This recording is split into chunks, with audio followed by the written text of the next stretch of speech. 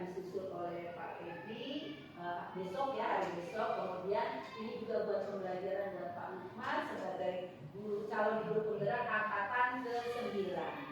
Ibu pada kesempatan ini juga minta tolong kepada teman-teman untuk segera mendaftar untuk angkatan ke-10. Ibu bersyukur sekali guru-guru ibu ya punya minat yang tinggi sehingga membuat rapor pendidikan kita itu jadi bagus. Rapor pendidikan besok ibu ada izin ke dinas 2 operator Mbak Ina untuk masalah rapor pendidikan, dan kemarin juga disampaikan oleh ibu pengawas kita. Bapak Ibu perlu tahu pengawas kita sekarang PLT Bu Nur Raili, dulu pernah juga pengawas di sini, itu juga orangnya tegas.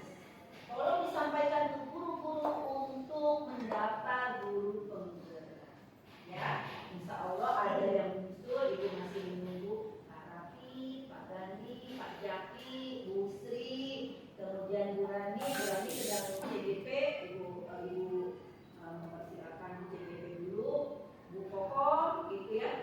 Silakan yang waktunya masih bisa. Ya, itu saja mungkin dari ibu. Tetap semangat. Lihat teman kita begitu semangatnya sehingga membuat motivasi kita untuk ikut bergerak. Oke, ibu akhiri dari topik wadidaya. Assalamualaikum warahmatullahi wabarakatuh. Terima kasih Ibu Kartini. Mohon maaf ya teman-teman ganggu waktu istirahatnya nih sedikit gitu ya. Sebenarnya ini kita masih belajar bersama gitu. Saya juga masih belajar sama Pak Ibu, masih belajar tentang budaya positif. Nah, kenapa budaya positif? Karena memang budaya positif itu sangat penting gitu ya.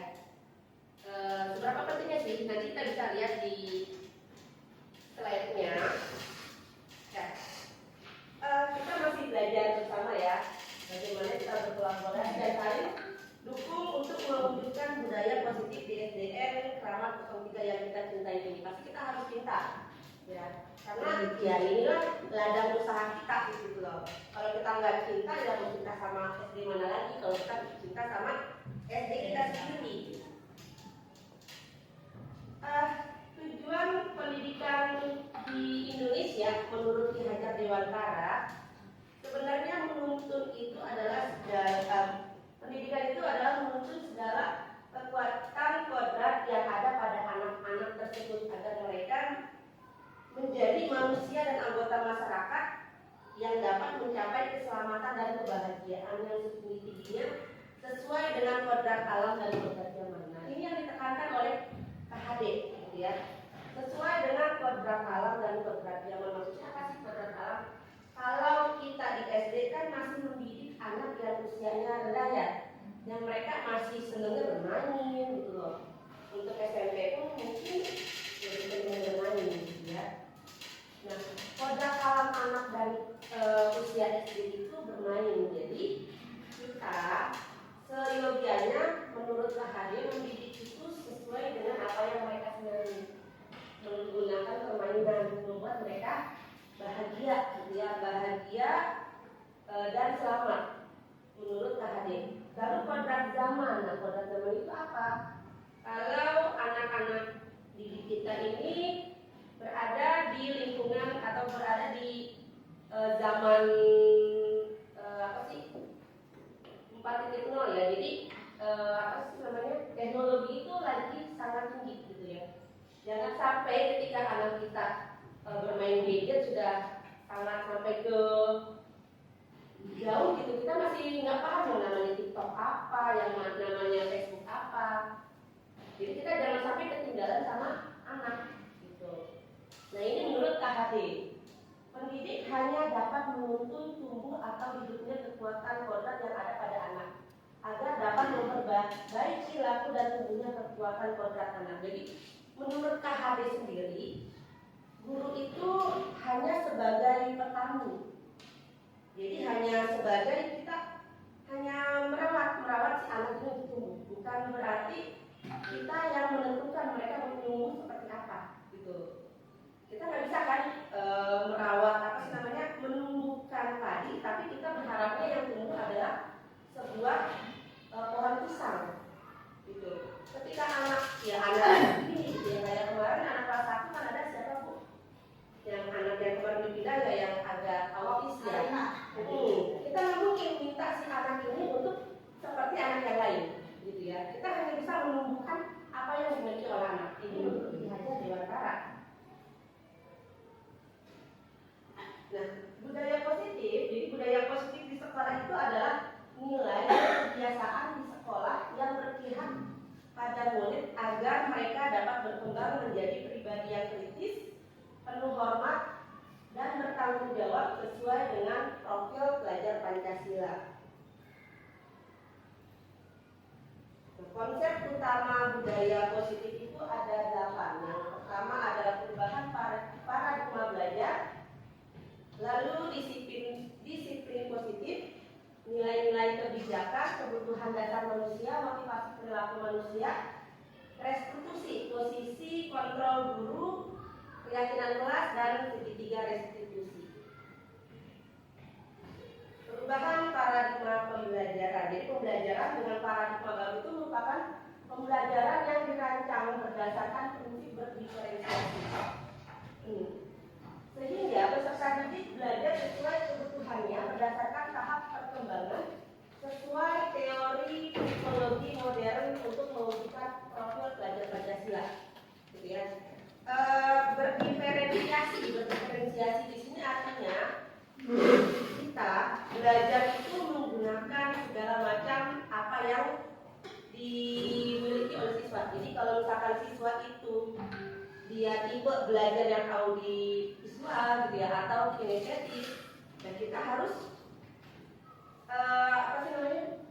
harus memenuhi kebutuhan tersebut. Lalu tadi untuk mencapai pelajar Pancasila, profil pelajar Pancasila itu ada 6. Yang pertama adalah beriman, bertakwa kepada Tuhan Yang Maha Esa, berbineka global, bergotong royong, kreatif, benar, kritis, dan mandiri. Mungkin kalau di kurikulum Merdeka sudah paham banget nih, ya sudah istilahnya sudah pasti, apalagi yang kelas 1 dengan kelas 4. Nah, yang baru untuk K13 sebenarnya sudah masuk ke sini, tapi belum ditekankan. Dalam membangun budaya positif, sekolah dapat menyediakan lingkungan yang positif, aman dan nyaman agar siswa mampu berpikir, bertindak dan mencipta dengan merdeka, mandiri dan bertanggung jawab. Jadi di situ ada profil pelajar Pancasila aman, yang profil pelajar Pancasilanya adalah mandiri, merdeka dan bertanggung jawab. Disiplin sangat berhubungan dengan kontrol guru terhadap siswa. Nah, jadi bagaimana kita mengontrol seorang anak agar membentuk suatu kedisiplinan. Tapi disiplin di sini bukan berarti disiplin yang kita kehendaki gitu, bukan yang kita yang mendiskreditkan anak atau bukan kita yang meluruskan anak, tapi bagaimana justru anak sendiri yang bisa meluruskan dalam pikiran mereka sendiri.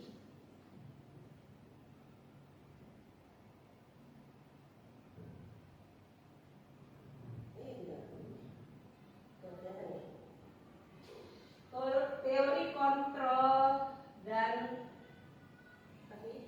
teori kontrol, ilusi kontrol. Jadi kontrol tadi kan guru itu mengontrol siswa agar dapat disiplin. Ada teori kontrol menurut Dr. William Glasser.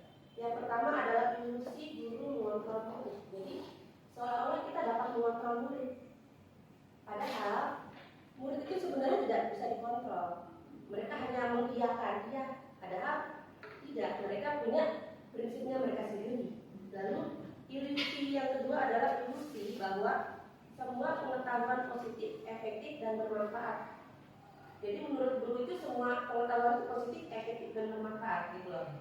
Lalu yang ketiga, ilusi bahwa kritik dan membuat orang bersalah dapat menguatkan karakter. Jadi selama ini kan kita kalau sama anak ya anak yang nakal, bukan kamu dengan kawan ibu kan. Menurut kita, oh iya, menurut kita ya, pasti anak ini udah melihat kita gitu loh, udah membuat mereka bersalah, pasti mereka akan mengikuti. Sebenarnya tidak, ya. Tidak dapat menguatkan karakter mereka. Lalu yang keempat ilusi bahwa orang dewasa memiliki hak untuk memaksa, ya. Nah, ini semua hanya ilusi, ya. Jadi sebenarnya disiplin itu tidak terbentuk dalam 4 hal ini. Kita tidak bisa mengontrol murid, tidak bisa memaksa haknya mereka, ya. Membuat siswa bersalah itu tidak menguatkan karakter. Ini menurut si Dr. William Glasser. Lalu tadi yang kedua, disiplin positif. Nah, disiplin adalah kemampuan memerintah diri sendiri untuk memilih tindakan yang mengacu pada nilai-nilai yang kita hargai dan dengan penuh tanggung jawab tanpa terperintah orang lain.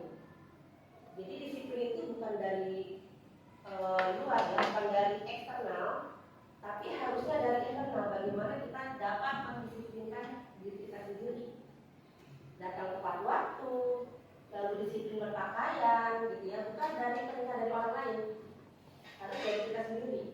Nilai-nilai yang kita hargai adalah nilai kebijakan atau sifat positif manusia yang merupakan tujuan manusia yang ingin dicapai setiap individu, yaitu nilai-nilai positif pada profil pelajar Pancasila. Lagi-lagi tadi profil pelajar Pancasila. Sebagai seorang pendidik, tujuan kita adalah menciptakan peserta didik yang memiliki disiplin diri, sehingga mereka berperilaku mengacu pada nilai-nilai kebijakan universal dan memiliki motivasi intrinsik dalam perubahan perilaku ke arah yang lebih baik. Jadi diharapkan di sini sekolah ini dapat membuat peserta didik memiliki disiplin yang intrinsik, bukan disiplin yang berdasarkan dari aturan, ya, bukan dari ekstrinsik, tapi diharapkan dari intrinsiknya. Nilai-nilai kebijakan. Nilai-nilai kebijakan adalah nilai-nilai yang disepakati bersama, lepas dari suku, bangsa, agama, bahasa maupun latar belakangnya. Jadi itu kesepakatan kita bersama. Contohnya, ini ada contoh-contohnya. Nilai kebijakan dalam profil pelajar Pancasila yang sudah diketahui ada 6. Beriman bertakwa kepada Tuhan Yang Maha Esa, berakhlak mulia, berkebinekaan global, gotong royong, mandiri, kreatif, dan bernalar kritis. Nah, berdasarkan IBO Primarius Program itu ada toleransi, rasa hormat, integritas, mandiri, menghargai, empati, keingin-tahuan, kreativitas, kerjasama, percaya diri, dan komitmen. Lalu berdasarkan keterampilan hidup ada dapat dipercaya, lurus, hati, pendengar yang aktif, tidak merendahkan orang lain, dan memberikan yang terbaik dari diri sendiri.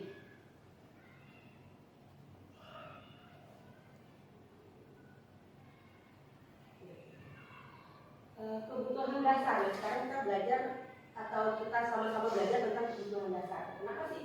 Kenapa penting kita mempelajari kebutuhan dasar, gitu ya? Karena manusia biasanya berperilaku itu berdasarkan kebutuhan dasar yang dimiliki. Apa yang dibutuhkan oleh manusia itu yang dilakukan, gitu. Jadi kebutuhan dasar adalah segala sesuatu yang kita lakukan untuk mendapat apa yang kita inginkan. Seluruh tindakan yang kita lakukan memiliki tujuan tertentu, dan semua usaha yang terbaik yang kita lakukan adalah dalam rangka untuk memenuhi kebutuhan tersebut. Jadi ada 5 kebutuhan dasar. Yang pertama adalah bertahan hidup, rasa kasih sayang dan rasa diterima, penguasaan, kebebasan, dan kesenangan.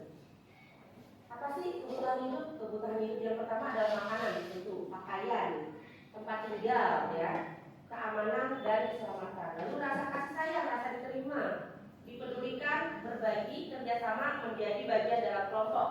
Kalau penguasaan itu berarti harga diri, keinginan untuk dianggap, memimpin, berprestasi, diakui, dan didengar.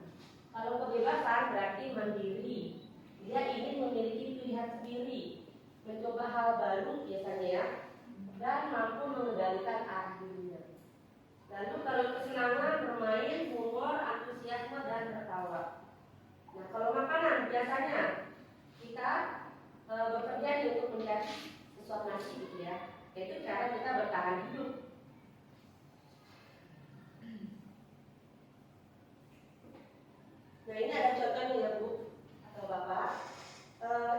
dia, guru SDN sejati sedang bingung terhadap ulah salah satu murid di kelas yang bernama Agus. Beberapa anak telah datang dan mengeluhkan Agus yang seringkali meminta bekal makan siang mereka dengan memaksa. Jika Anda menghadapi situasi seperti ibu dia, apa yang akan dilakukan? Kira-kira apa yang akan dilakukan kalau Bapak dan Ibu menghadapi situasi seperti ibu dia? Jadi ada anak murid yang namanya Agus, dia selalu minta bekal makan nih sama teman-temannya. Apa yang akan dilakukan terhadap Agus? Menasehati, terus memanggil dan berdiskusi terlebih dahulu. Berarti manggil Agus ya Bu ya? Oke, apa lagi? Ada yang langsung memarahin enggak? Datang-datang Agus ini, kamu kenapa? Gitu kan langsung. Biasa kan kita gitu. Kamu nih ngambil makanan teman, harusnya kamu nggak boleh begitu. Kan ada yang begitu ya? Ada. Ya pasti. Apa sih kalau boleh Bu? Nah, boleh tuh. Agus kamu nggak boleh deh nih. 2.000 ya, 2.000 gitu. Pasti ada, apalagi kalau kita sedang kesal ya Bu ya. Ada masalah di rumah pasti dibawa di sekolah gitu. Kita kesal, akhirnya murid kita yang kesal gitu.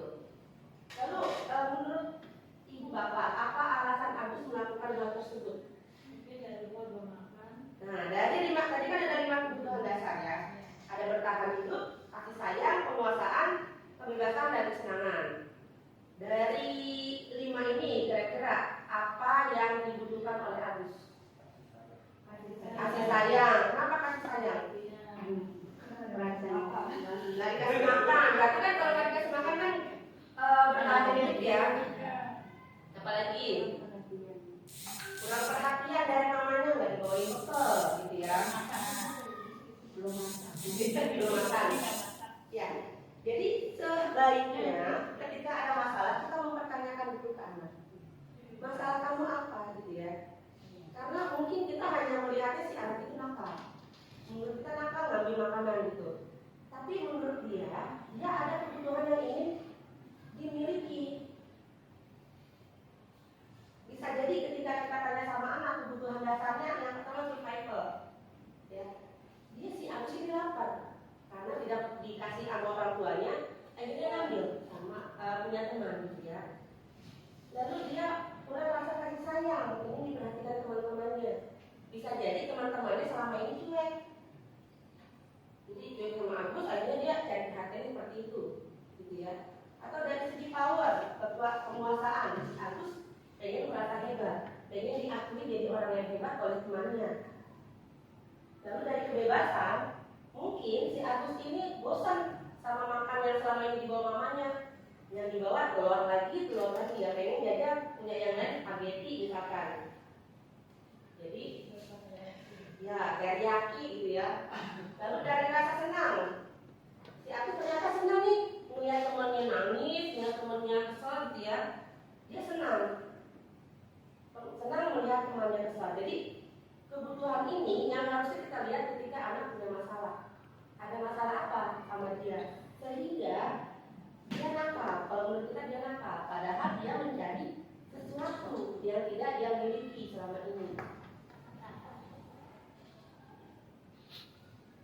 Nah, lalu ada motivasi perilaku manusia. Jadi motivasi itu tadi ada 2, ada eksternal, ada internal. Untuk menghindari ketidaknyamanan atau hukuman apa yang akan terjadi jika saya merasa tidak melaksanakannya. Nah ini teori motivasi apa nih? Saya lupa masukin. Jadi ada yang menghindari ketidaknyamanan. Lalu ada yang untuk mendapatkan imbalan. Ada kan? Ada yang kalau menghindari ketidaknyamanan itu biasanya kalau kayak kita kan PNS atau P3K fingerprint. Dia tidak terpotong. Datang pagi-pagi, tujuannya apa? Dia nggak terpotong gitu. Hanya sekedar agar tidak terpotong TKD-nya misalkan. Nah itu untuk menghindari kenyamanan. Lalu untuk mendapat imbalan, biasanya dapat nih dari kepala sekolah apa ya? Saya harus mengerjakan tugas saya agar mendapat sesuatu. Nah itu adalah untuk mendapat imbalan dari orang lain. Lalu untuk menghargai diri sendiri, nah ini adalah motivasi motivasi tertinggi, motivasi dari dalam diri seseorang untuk menghargai diri sendiri. Saya ingin menjadi orang yang seperti apa bila saya melakukannya, gitu ya.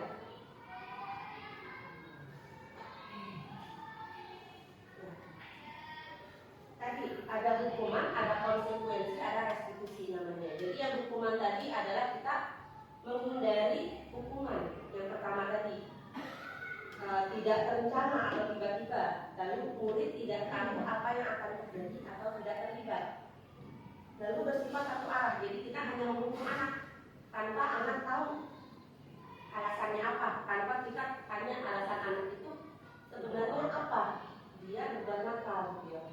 Kayak tadi si Agus, kalau kita langsung Agus, kamu diri di depan kelas, gitu misalkan, tanpa kita bertanya Agus diri, nah itu namanya hukuman, ya.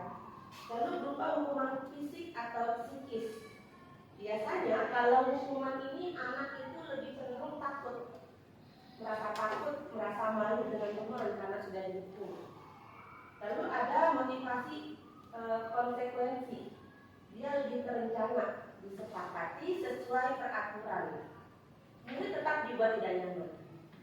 Lalu sikap guru lalu memonitor murid. Jadi kita bertanya, kamu tahu kan kalau kamu ngambil makanan itu konsekuensinya apa? Itu teori konsekuensi. Nah, siapa akan jawab, iya Bu, saya akan menggantikan.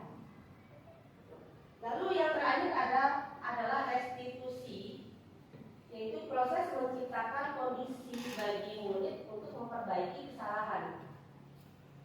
Proses kolaboratif yang mengajarkan murid mencari solusi sendiri.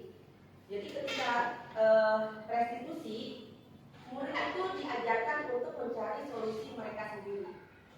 Ya, jadi kalau misalkan teori tadi kita jalankan ke si Agus, saya sebagai ibu tadi siapa ya? Saya lupa.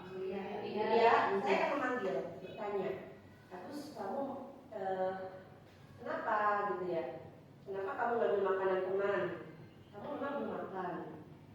Ya ibu juga belum makan sih Gus. Pasti akan saya gitukan. Saya ibu juga belum makan nih, sama-sama belum makan kita, gitu. Lalu ditanyakan, kira-kira kamu solusi kamu apa untuk menyelesaikan masalah tersebut? Nah nanti si Agus diminta kita ajak mencari solusi. Solusinya apa ya Gus? Nanti si Agus pasti akan berpikir, oh iya Bu, saya mau minta maaf ya sama si Ria karena saya sudah berbuat salah.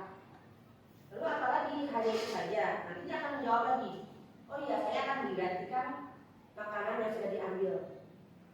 Lalu kita bertanya lagi, makanannya seperti apa? Apakah hari ini atau besok, gitu ya.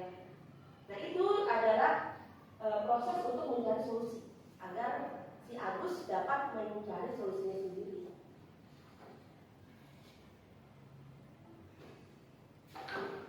Restitusi atau posisi kontrol.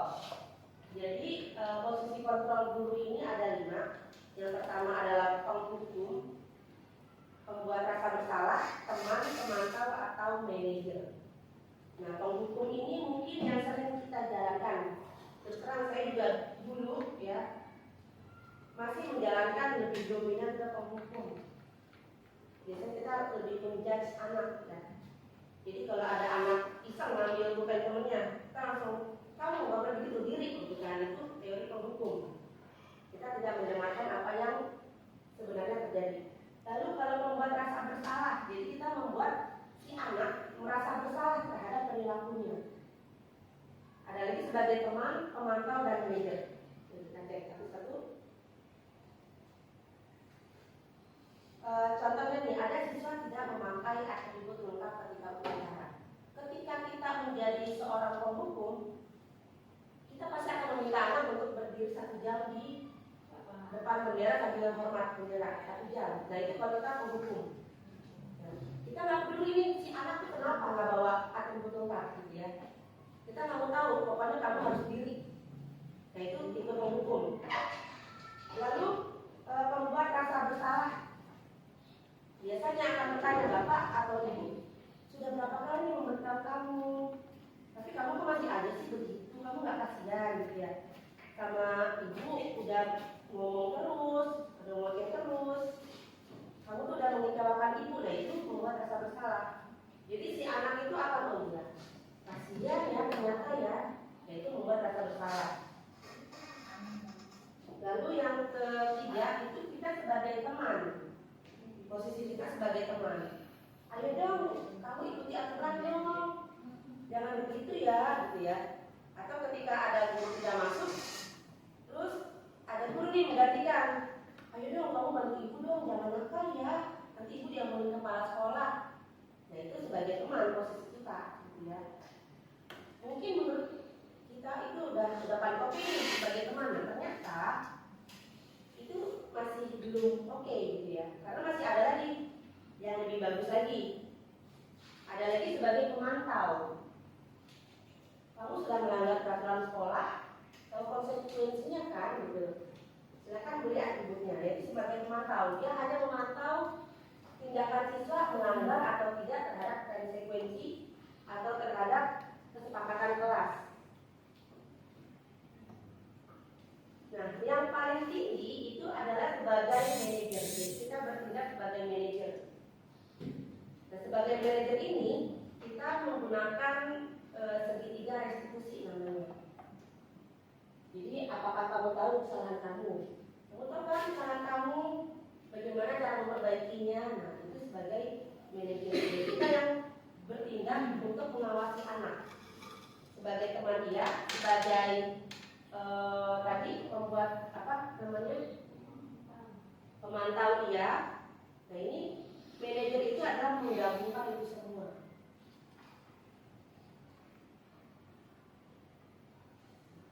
Posisi kontrol guru. Kalau gini, saya kecewa sekali dengan kamu, kira-kira sebagai apa dia si guru?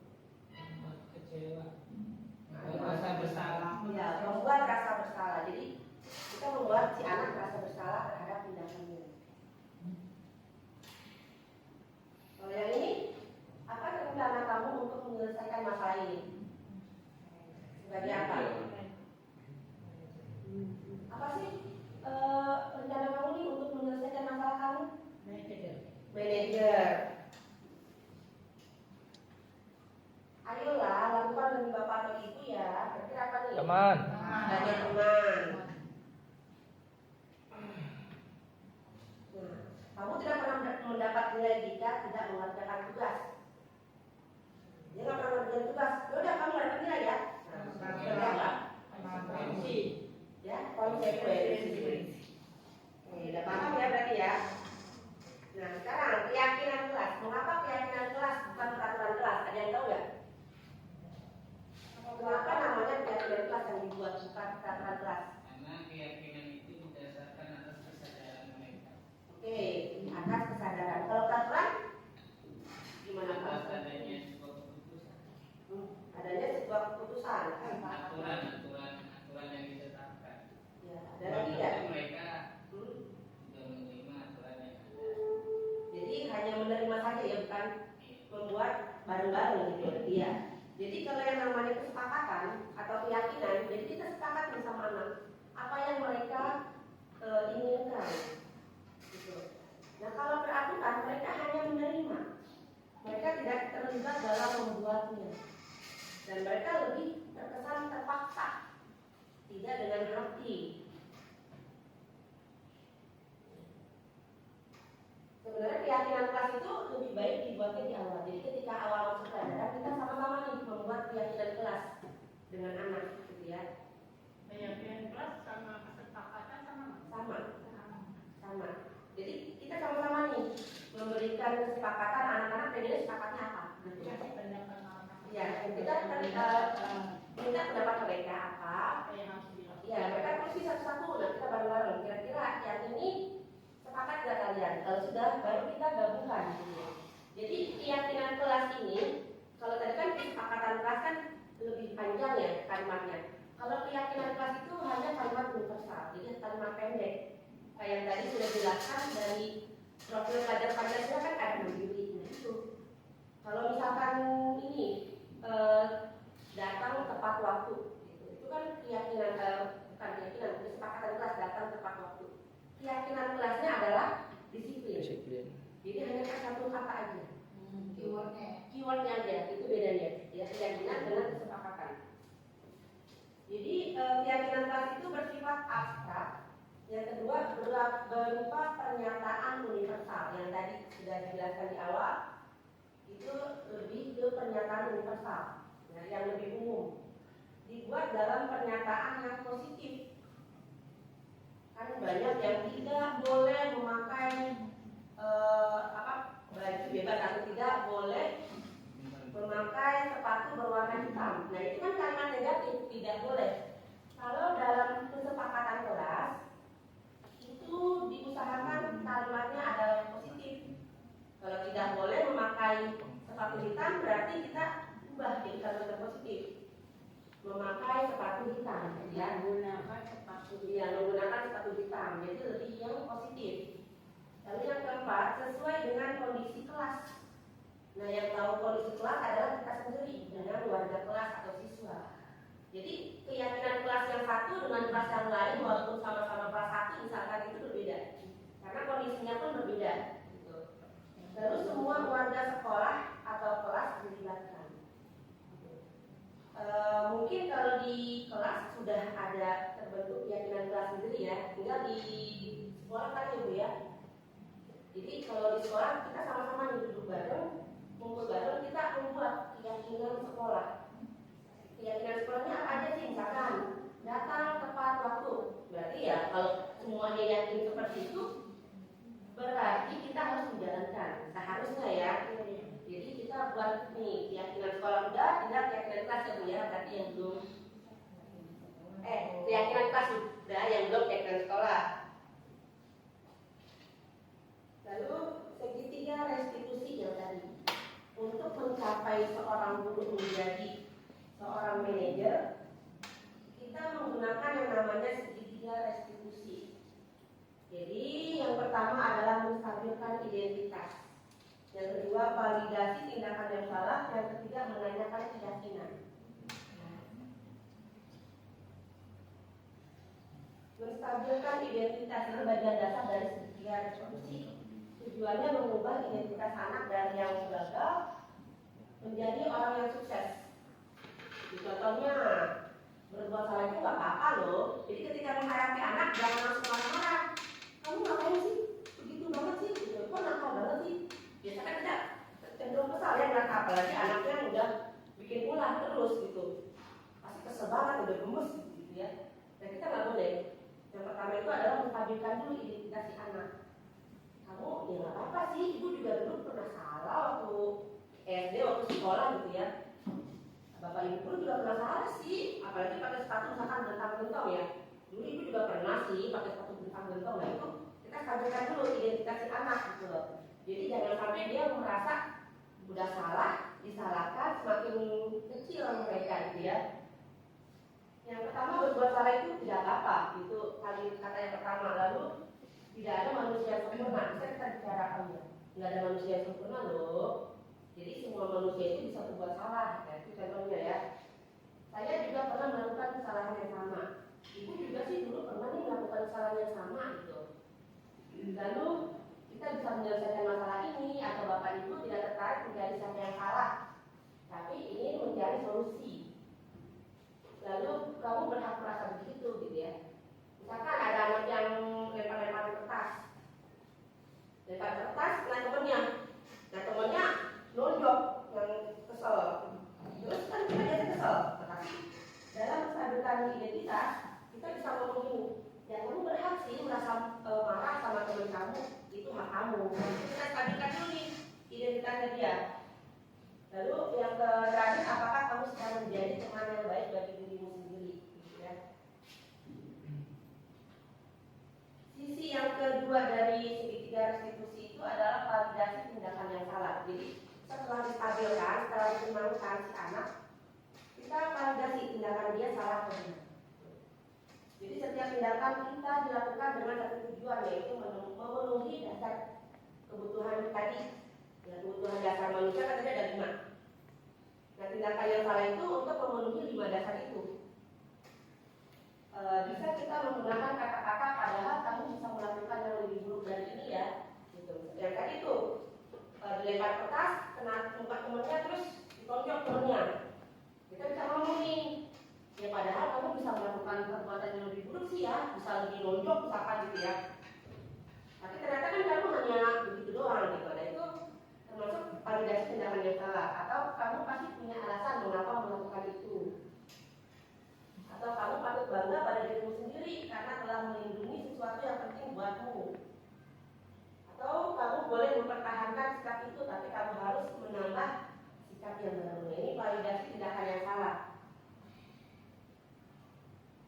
Lalu sisi yang terakhir adalah teori kontrol menyatakan bahwa kita pada dasarnya termotivasi secara internal. Bukan validasi tindakan yang salah ya. Salah.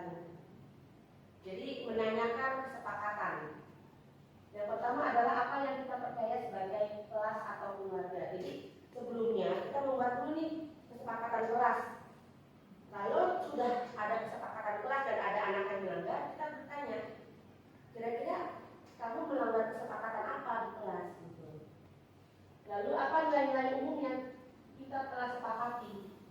Lalu apa bayangan kita tentang kelas yang ideal? Lalu terakhir, kamu mau menjadi orang seperti apa? Gitu ya. Kira-kira ini aja yang saya sampaikan. Ada yang mau ditanyakan?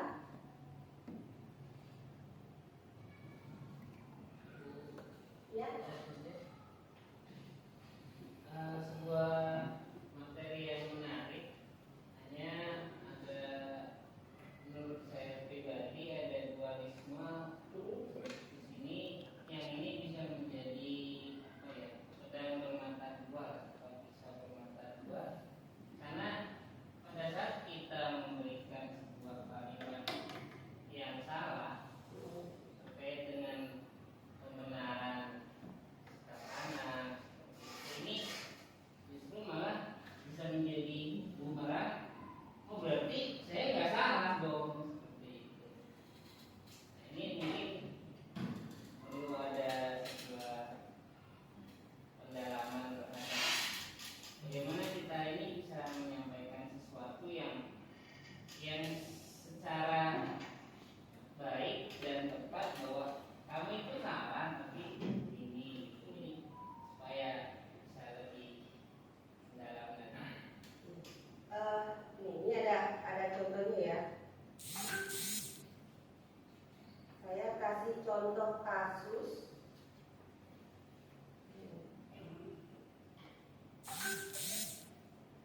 Jadi kita sama-sama bisa melihat kira-kira. Mungkin masih bingung ya Pak Lukman ya. Iya. Kalau misalkan seperti ini, apa yang harus dilakukan gitu ya? Kira-kira Apa yang harus kasusnya? Kelihatan nggak nih?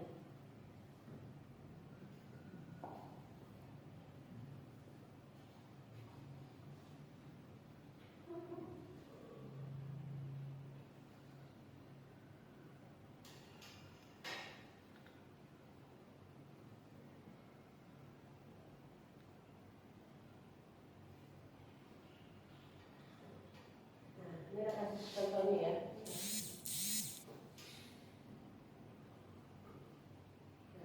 Ini adalah contoh. Jadi percakapan antara Pak Joko, Mario dan Adi. Jadi si Pak Joko ini, Mario, Adi, Bapak tadi dengar laporan dari guru piket di kantin, sepertinya kalian dalam masalah ya, gitu kan? Ada yang bisa Bapak bantu? Apa yang terjadi? Gitu. Nah ini termasuk salah satu dari bukan validasi. Yang sisi yang pertama dari segitiga restitusi, menstabilkan identitas.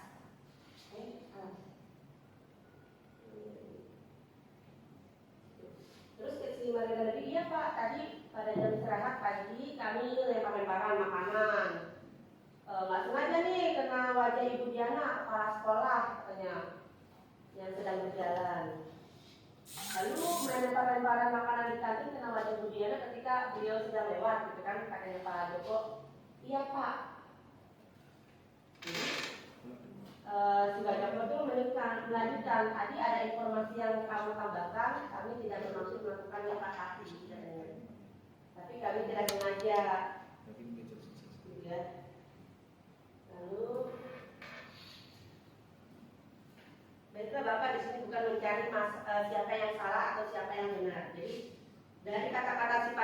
baiklah kalau Bapak di sini bukan mencari siapa yang salah dan benar ini, termasuk dalam yang kedua, validasi tindakan yang salah. Bukan, ini masih menstabilkan identitas. Nah baru si Pak Joko lagi berkata yang ini, Bapak lihat kalian merasa senang melakukannya, tetapi yang kalian lakukan merugikan orang lain. Nah ini validasi tindakan yang salah. Jadi mungkin kita masih agak bingung kali ya, atau mungkin kita memang belum terbiasa. Hanya, jadi supaya ini ada landasannya, kita ada dasarnya. Yang kita pakai untuk memvalidasi orang itu melakukan kesalahan itu apa? Memvalidasi orang yang melakukan kesalahan. Ya, akan anak-anak kadang-kadang nggak terima kalau disalahkan. Supaya dia itu menganggap, oh iya saya telah melakukan kesalahan. Nah, standar validasi ini itu pakai apa? Sebenarnya sih kayak kemarin ya saya si kasus Bila sama siapa ya, Miss Bazil ya. Itu memang sudah mendarah daging mungkin ya dari kelas bawah. Ya dari kelas. Nah, itu kan menjustifikasi berarti. Ngapain? Mendarah daging kan berarti menjustifikasi. Enggak, Nah, itu kan memang apa? menurut si Bazil, Enggak, si Bazil maksudnya- udah lama. Tadi kan kata Pak Lukman dalam pembahasan itu penting. Gitu kan. Makanya dari tadi yang kita bingung adalah memvalidasi. Terus istilahnya tata tertib itu apa? Terus kemudian yang tadi dibilang itu bukan keyakinan Keyakinan. ya. Yang setahu saya kan tata tertib itu kan hasil dari kesepakatan bersama yang ditetapkan terus kemudian jadi aturan. Gitu loh. Gini, Keyakinan itu lebih tepatnya itu apa? Tadi dibilang kesepakatan berarti kan sama juga keyakinan kelas berarti tata tertib itu sendiri. Bersamanya kan kesepakatan. Iya. Nah, masalahnya itu tadi makanya saya tanya dasarnya supaya kita tahu bahwa kita sudah melakukan kesalahan, kan? Cara memvalidasinya itu pakai apa? Nah, kalau peraturan kelas itu kan kita tidak minta anak untuk bersama-sama membuat peraturan kelas. Jadi peraturan kelas itu nggak ada biasanya ya. Biasanya guru yang buat kalau peraturan kelas Pak. Jadi datang jam biasanya kita setengah 7, 06.30 sudah berada di dalam kelas. Nah itu kita yang buat sendiri. Nah si anak padahal dia masa iya sih harus jam segitu dan saya tidak diajak terlibat loh membuatnya. Kalau peraturan kelas itu biasanya sudah ada gitu. Dan kita yang buat. Kayak peraturan sekolah itu biasanya ibu kepala sekolah sendiri yang sudah membuatnya ya Bu ya. Jadi guru dan anak tidak dilibatkan gitu. Tapi kalau keyakinan dan kesepakatan itu semua warga dilibatkan untuk membentuknya. Kalau peraturan sekolah, jadi semua tadi kan bilang katanya masuk jam 6.30, ya kan? Terus anak datang jam 7.30. Apakah anak itu dikatakan salah? iya. Kenapa? Ya karena melanggar keyakinan. Melanggar keyakinan apa melanggar tata tertib? Sebelumnya kita membuat keyakinan kelas, tadi yang saya bilang gitu kan. Jadi awalnya kita membuat keyakinan kelas berdasarkan dari peraturan kelas, peraturan sekolah. Sekolah mengatur masuk jam 06.30. Kita menyampaikan kepada anak, ada di peraturan sekolah masuk jam 06.30 gitu ya. Kita membuat keyakinan apa nih kira-kira dari hal tersebut? Pasti anak bakalan unjuk tangan, iya Bu. Kita masuknya tepat waktu ya jam 06.30 gitu ya. Oke, ada lagi nggak? Oke Bu, saya boleh nggak izin menyampaikan 06.45 masih boleh masuk gitu. Nah, itu masuk ke keyakinan. Jadi kita nanti kesepakatan nih bersama-sama sama si anak mau sepakat yang bagaimana gitu. Kalau misalkan mereka, oh ya Bu, boleh deh masuk jam 06.30 masih dibolehkan masuk ya Bu, misalkan seperti itu ya.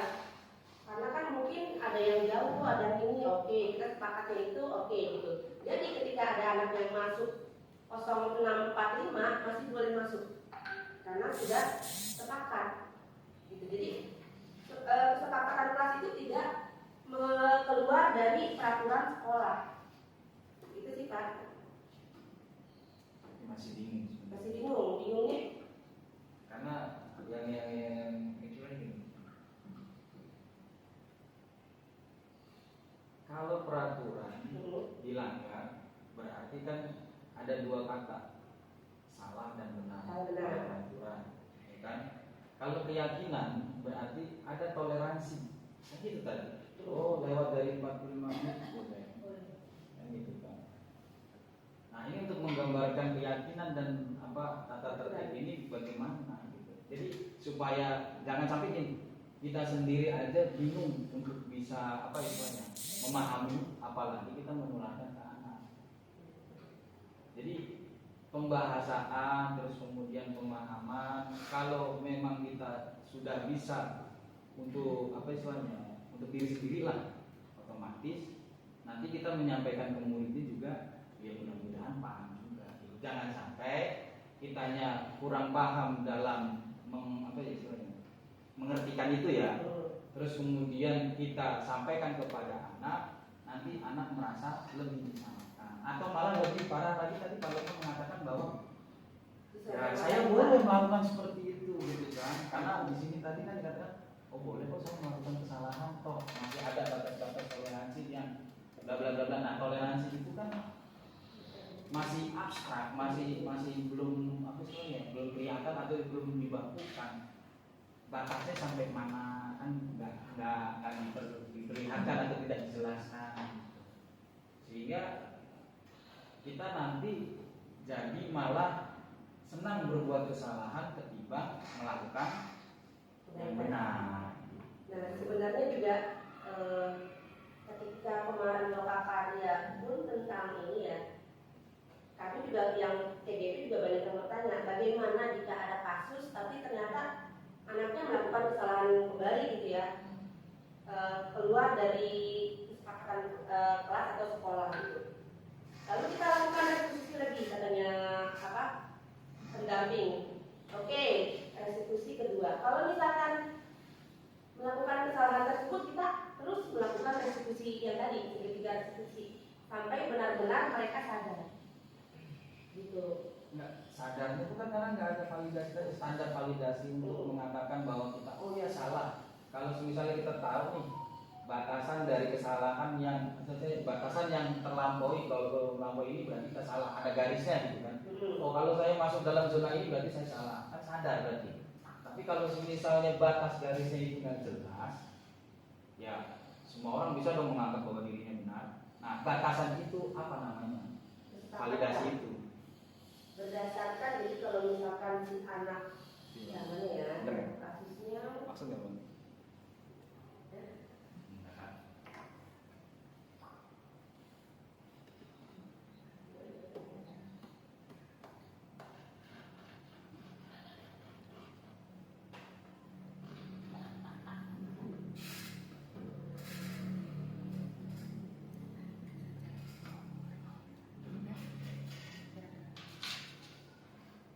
jadi ini Pak, bagaimana maksudnya Pak Marus itu kan bagaimana sih kita tahu si anak itu salah atau tidaknya gitu ya, batasan salah atau tidaknya. Nah, iya. Jadi kita kan tahu, oh ini anak salah, oh ini anak tidak salah. Untuk bisa mengkategorikan itu tuh kita pakai apa? Kayak tadi nih. Ya.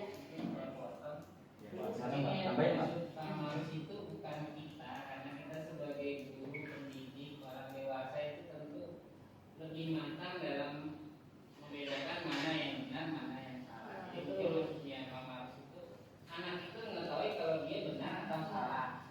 Anaknya. Iya, ngelempar makanan aja, makanan udah salah, itu makanannya nggak boleh dibuang. Jadi Lagi dilempar lempar sampai ngamuk makanan sekolah lagi. Berarti tapi permasalahannya itu lebih ke bagaimana secara usia, karena kita mengajar di tingkat SD, kematangan berpikir secara psikologi mereka ini kan tentunya kita yang belum terlalu mendalam lah mempelajari tentang psikologi anak ini bisa memberikan pemahaman, pengertian kepada anak yang bisa mereka terima. Nah, Itu mungkin iya. kuncinya. Jangan sampai anak itu nanti merasa dipersalahkan sehingga yang keberanian kepercayaan dirinya udah timbul, udah bagus, akhirnya surut. Nah, Makin makanya lama tadi, makin lama nggak ada deh jadi pendiam. iya, makanya tadi kenapa ada ketiga restitusi? Jadi kita tidak langsung ngegas gitu ya. Jadi kita kita tidak langsung menyalahkan anaknya kamu salah gitu, enggak. Makanya tadi perlunya segitiga. Iya, saya maksudnya seperti itu. Tapi kan ada nih yang kita tuju. Emang anak itu melakukan kesalahan dan kita tahu dia melakukan kesalahan. Cara menunjukkan kesalahan itu supaya dia tidak dipersalahkan itu memakai apa? Alatnya itu apa? Caranya bagaimana? Ya kalau cara kita bertanya dulu sih Pak. Ya, kan bertanya kan komunikasi itu pasti. Kan? Supaya anak itu menerima, oh iya aku salah. Sampai ke situ titik itu gimana kan? Ya kalau kita pasti kita bertanya lagi. Mungkin kembali ke Nih, kebajikan contoh ya. Semua pada pakai PGRI. Saya pakai kaos dengan Pak Rafi pakai kaos. Otomatis saya udah merasa salah dong. Kok saya bisa merasa salah kalau misalnya saya nggak pakai baju PGRI? Dari mana? Kesadaran. Nah, iya. Coba kesadaran. kebajikan universal kan. Kayak tadi tuh kunci kan makanan aja udah salah, kita sadari dulu kalau membuang makanan aja itu udah bersalah. Nah, Apalagi yang maksud Pak Marsudi cara menyadarkan anaknya kan. Tetap itu saya ini. Yang namanya tata tertib, aturan itu adalah hukum tetap yang tidak boleh dilanggar dan tidak boleh dilampaui. Nah, tata tertib peraturan itu yang menjadi hukum di sekolah itu harus disampaikan, dipahami itu sama siswa. Seperti halnya sekarang di tanggal 25 memakai PGRI. Kenapa kita ditolerir untuk tidak memakai PGRI? Karena kita mengajak PJO akan diterima sama yang lain. Kalau enggak kita diprotes. Kan seperti itu. Nah, itu. Maka dari itu yang tadi saya ingin sampaikan adalah yang lebih penting menyampaikan tata tertib dan peraturan sekolah terlebih dahulu supaya anak bisa tahu batasan-batasannya. Kalau dia sudah mengerti tata tertib dan aturan sekolah, kalau dia melewati itu, kalau dia dipersalahkan otomatis menerima. Nah itu dia kan saya bilang tadi, kita sampaikan dulu nih ketika awal masuk sekolah, kita sampaikan kesepakatan kelas. Kesepakatan kelas itu tidak boleh melenceng dari aturan kelas gitu. Itu yang tadi dimaksud. Jadi kesepakatan kelas ini dibuat berdasarkan dari aturan sekolah. Jangan sampai aturan sekolah ini, aturan kesepakatan kelas ini melenceng dari aturan sekolah. Gitu. Dan kenapa tadi dibilang toleransi 15 menit gitu ya? Kenapa harus ada toleransi 5 menit itu? Tadi mungkin berdasarkan hasil kesepakatan bersama. Kayak saya di kelas saya, memang saya sampaikan kan peraturan sekolah ini sampai ke masalah pakaian gitu ya. Pakaian di sekolah ini Senin sampai Jumat itu apa? Gitu. Saya sampaikan peraturannya, baru minta ke anak untuk membuat kesepakatannya. Salah satu kesepakatannya itu adalah mentoleransi 15 menit keterlambatan. Apakah untuk semua siswa? Ya kan untuk kelas sendiri. Enggak, maksudnya kan begini. Yang berkaitan dengan diferensiasi siswa itu kan sesuai dengan kebutuhan siswa. Enggak semua siswa dong. Iya. Harusnya seumpama nih yang datang ditoleransi seumpama cuma si A dan si B. Enggak. Jadi Semuanya. kesepakatan kelas itu seluruh. Karena kan Nah, kalau kebutuhannya beda-beda dan istilahnya kepentingannya juga beda-beda. iya. Ini tidak berlaku untuk semuanya harusnya. Kalau Supaya saya toleransi. peraturannya itu bisa tetap berlaku dan bisa dijalankan untuk semua orang. Nah, satu lagi kenapa di kelas saya toleransi 15 menit itu nanti akan saya pertanyakan gitu. Jadi si anak ini harus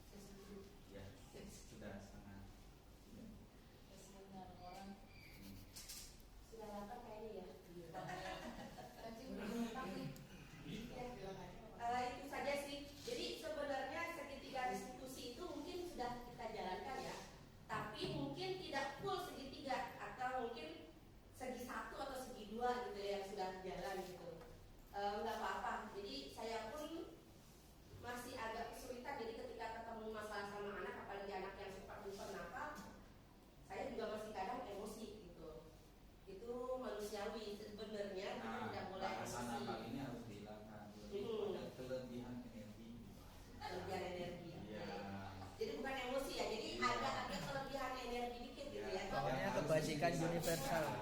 Ya,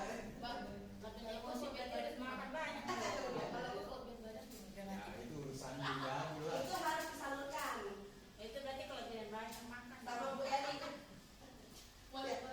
Kayaknya nih kayak seperti ini mungkin sebagian dari kita sudah melakukan. Iya. Nah, ini dijadikan kerangka atau patokan tahapan-tahapan dalam menanggapi atau menanggulangi lah, supaya kita itu lebih mantap lagi. Jadi jangan sampai kita kalau kita ada anak yang bermasalah, ujuk-ujuk kita main marah-marah gitu ya. Ada kayak gitu. Ada pasti. Ada. Nah, Karena cuma saya di pun sini juga aja, di pasti sini ya. aja ada. Kayaknya kita ini sekolah ramah anak. Ya itu dia yang ingin dicapai oleh PHD itu kan sebenarnya sekolah ramah anak gitu ya. Seperti ramah siswa. Jadi mulai dari sekarang nih kita budayakan disiplin positif ya. Jadi kalau bisa ketemu masalah sama anak jangan langsung ujuk-ujuk marah-marah gitu Nah, ya. istilah ramah anak itu termasuk dari keyakinan atau peraturan. Dia sebenarnya awalnya dari keyakinan peraturan, baru masuk ke keyakinan. Jadi sekolah itu ramah anak itu wajib berarti. Kan peraturan. Peraturannya enggak, ya memang sudah ada SE-nya ya, untuk sekolah ramah anak itu sudah ada SE-nya. Tinggal kita yang menjalankan gitu, siap menjalankan atau tidak. Kadang kan banyak sekolah yang nggak siap menjalankan, mulai dari SDM-nya gitu ya. Kalau sudah menjadi peraturan, siap nggak siap harus jalan Ya, dong. memang Iya. memang harus dijalankan memang sekolah ramah anak ya. Tapi kan nggak semua sekolah punya kapasitas ke situ gitu. Sudah ya, tidak ada yang bertanya lagi ya? Di close saja. Oke. Ya. Ya, sekian paparan dari saya. Saya harap kita bersama ya bisa berkolaborasi untuk menciptakan kondisi atau budaya positif di sekolah. Kita memang butuh kerjasama, gitu. Nggak mungkin satu orang yang menciptakan yang lainnya tidak menciptakan pasti tidak akan berjalan. Jadi kita memang butuh kerjasama bareng-bareng, termasuk kerjasama dari kepala sekolah dengan guru. Itu penting banget. Ya itu saja, saya akhiri. Assalamualaikum warahmatullahi wabarakatuh. Teman-teman yang lain ya.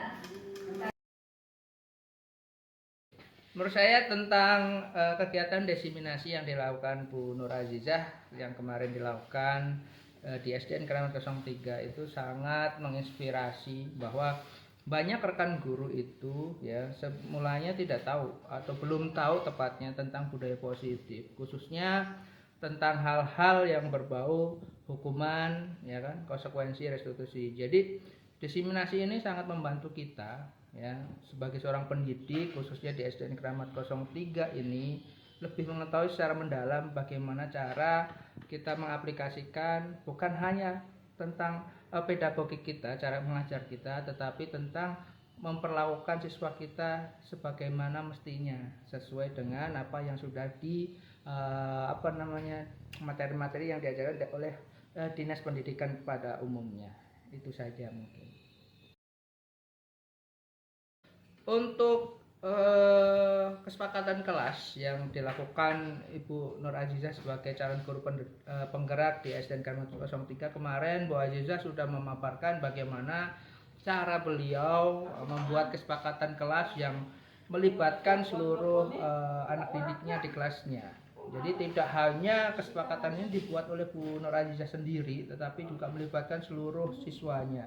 Jadi kesepakatan kelas ini kami sebagai guru di SDN Kramat 03 kok baru tahu tentang kesepakatan kelas ini. Jadi desiminasi ini khususnya tentang kesepakatan kelas itu membuka ya pemikiran kami bahwa penting sekali membuat sebuah kesepakatan kelas yang bukan hanya diprakarsai oleh guru tetapi juga melibatkan siswa itu sendiri, dan akhirnya menjadi keyakinan yang diyakinin siswa untuk melakukan atau memanage perilaku siswa yang berkaitan dengan kebijakan universal. Seperti contohnya disiplin, tanggung jawab, dan lain sebagainya. Secara keseluruhan tentang desiminasi positif atau budaya positif yang dilakukan Bu Nur Azizah selaku calon guru penggerak di SDN Kramat 03 kemarin sudah sangat luar biasa. Kenapa seperti itu? Bahwa kami guru-guru khususnya di SDN Kramat 03 sebelumnya belum tahu ya apa yang dinamakan budaya positif secara khusus. Karena kemarin di diseminasi budaya positif yang dilakukan Bu Nur Azizah itu sangat lengkap dari paradigma sampai dengan segitiga restitusi. Yang kata-kata yang sebelumnya kami belum tahu tentang 5 posisi kontrol, apa itu restitusi, apa itu segitiga restitusi itu sendiri kami belum tahu sebelumnya. Dan di diseminasi yang dilakukan Bu Nur Azizah itu sangat lengkap dan membuka wawasan kami selaku pendidik di SDN Kramat 03 bahwa ternyata itu tidak selamanya penghargaan itu membantu siswa. Justru ada istilah yang disampaikan Bu Nur Azizah kemarin, penghargaan itu adalah hukuman. Kenapa? Karena penghargaan itu adalah merubah sikap dari motivasi eksternal bukan internal. Jadi ada jangka waktunya. Itu kemarin yang saya tangkap. Terus ada hukuman, konsekuensi, restitusi. Ternyata hukuman pun juga tidak mendisiplinkan anak secara jangka panjang, karena hukuman itu membuat anak itu disiplin karena faktor motivasi eksternal bukan internal, dan seperti itu akan membuat anak itu ya contohnya kalau misalkan sama guru A siswa itu dihukum terus akhirnya tertib, belum tentu nanti berpindah guru akan tertib juga. Kemarin Bu Nur Azizah mengatakan seperti itu. Jadi lebih baik kita mencoba restitusi, bukan mencari yang siapa salah dan benar, tapi mencari solusi. Itu yang saya bisa tangkap tentang diseminasi budaya positif kemarin yang dilakukan Bu Nur Azizah.